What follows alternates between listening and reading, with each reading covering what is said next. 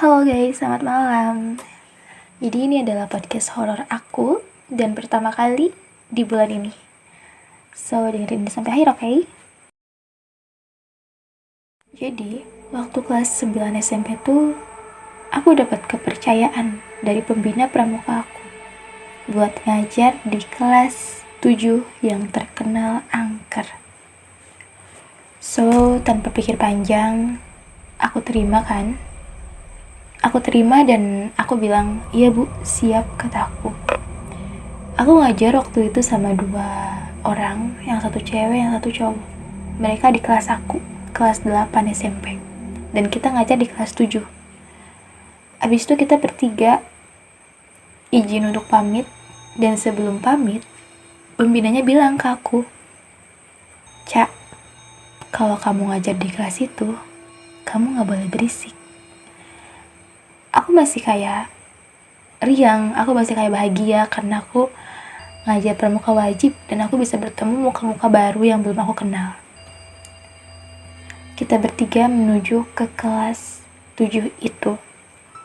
Kita masih ngobrol-ngobrol, bahas materi karena kelasnya lumayan jauh juga. Abis kita sampai, kita masuk, kita berdoa, kita menyampaikan materi. Aku lupa lagi dikasih waktu berapa menit untuk yel-yel sampai pembahasan materi.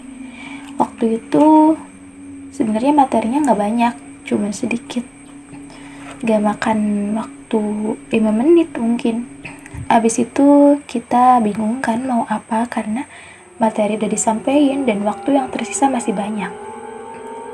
Tiba-tiba aku ngedenger kelas sebelah pada yel-yel, pada ribut, pada rame gitu. Dalam hati aku, kita anak pramuka, kita harus rame, kita harus riuh gitu kan. Yang namanya anak pramuka kan terkenal yel-yelnya, ya kan? Jadi otomatis kita gak bisa diam aja. Aku tawarin dong ke anak-anak kelas itu, kata aku. Ada yang mau yel-yel gak? Kata aku. Kita berdiri yuk kalau ada yang mau yel-yel. Mereka semua jawab kompak, mau teh. Dan akhirnya mereka berdiri. Kecuali satu orang cewek yang dari awal aku masuk udah jadi perhatian aku.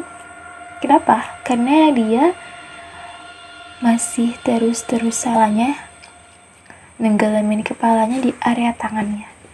Kayak yang capek, nangis gitu loh. Aku nanya ke temennya, kata temennya dia habis sakit, habis dari UKS katanya. Oh ya udah aku ajarin gitu. Kita yel-yel, kita berisik waktu itu. Kita selesai yel-yel dan anak perempuan yang gak ikut yel-yel itu nangis sambil ngepalin tangan di bawah meja. Otomatis temannya bilang kan, Teh, ini B nangis, kata dia. Aku panik kan, aku takut dia sakitnya makin parah. Aku samperin lah tuh anak. Kayak aku tanya, kamu gak apa-apa? Mau ke UKS gak? Biar dikasih obat, kata aku. Dia malah nangisnya makin kencang dan kepalan tangannya tuh makin keras banget. Sampai temennya bilang, Teh, dia kerasukan. Wow, di situ aku kaget banget sebenarnya. Karena dari dulu aku paling sensitif sama yang namanya kerasukan. Terus habis itu aku keluar kelas, aku nyoba nyari pertolongan karena UKS tuh jauh banget. Aku males waktu itu ke UKS. Aku ke gerbang sekolah dan alhamdulillahnya ada 3 temen cowokku. Aku bilang, bisa tolong bantu aku gak? Di kelasku ada yang kerasukan nih, kata aku. Gak bisa nolongin, kata aku, karena dari dulu aku orangnya sensitif banget sama hal-hal yang berbau mistis. Abis itu mereka ngikutin aku lah yang 2 orang dan yang satunya ke UKS buat nyari anggota PMR. Kita ke kelas dan yang kerasukan itu ditidurin sama teman-temannya. Abis ditidurin, dia nangis kenceng banget sambil ngepalin tangan kayak marah dua-duanya. Aku nyoba buka tangannya yang satu sambil baca doa yang aku bisa. Pas aku baca doa, dia malah kayak, ini dia tuh sambil nunjuk ke aku. Wah, di situ aku rasanya tuh kayak baru sadar kalau ternyata iya aku lupa lagi amanat dari pembinanya, ya Allah. Baru sadar kalau misalkan, wah iya, aku lupa lagi kalau diamanatin buat jangan berisik di kelas ini. Dan ya, Ini salah aku semuanya. Aku keluar kelas, kebetulan belnya udah bunyi dan anggota PMR udah datang. Yang kerasukan itu dibawa ke UKS. Aku masuk ke dalam lagi buat ngambil tas kan. Terus aku bilang ke anak-anak kelas 7-nya, ayo kita pulang aja ya, kata aku, jangan lupa berdoa, kata aku. Selesai berdoa, kita pada pulang. Aku jalan kan lebih dulu ya, karena aku bener-bener pengen nangis. Muka aku merah banget, kata di kelas aku, muka aku merah banget. Aku pengen nangis dari situ, bahkan tangan aku aja udah kayak bergetar gitu.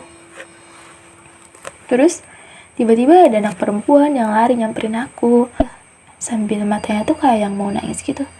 Dia bilang gini, Kak bantuin dong, ini berat, kata dia. Terus aku jawab, tasnya berat ya dek, kata aku. Tahu nggak dia jawab apa? Bukan kak, ini ada yang ngikut di belakang. Dar, wah gila, kata aku. Kayak ini aku bener-bener ngerasa marah, kesel, takut sama diri sendiri, sama suasananya. Aku bener-bener kesel banget. Terus aku cuma bilang, ya udah sekarang kamu pulang, kamu berdoa sepanjang jalan. Habis itu aku nggak dengerin jawaban dia karena aku buru-buru lari ke kelas temen aku ceritain semuanya ke temen aku bener-bener takut banget.